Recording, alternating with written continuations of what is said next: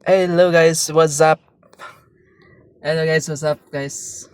So for today's video guys, no, tutorial sa takajot guys. Kung saan og pag reset sa our life aning Ford Everest 2023.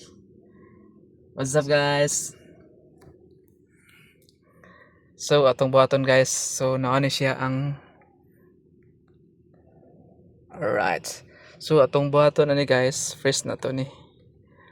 Press kay in-check ko ni siya. So pangitaon na to tong yang settings. Mga man yang kuan ang mga kuan. Pero man diri ta maagi. Kana siya kung makita mo nga sign. First ninyo ni siya. First nang okay. So makita mo ng oil. Oil nga sign. 0%. 0% na gini siya.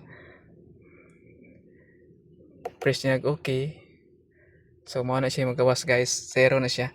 So ang inyong buhaton na i-press ninyo ang accelerator og pedal, idungan siya.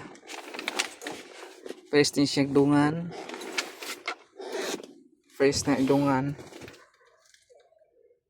Then mag-wait mo nga maabot siya 100%.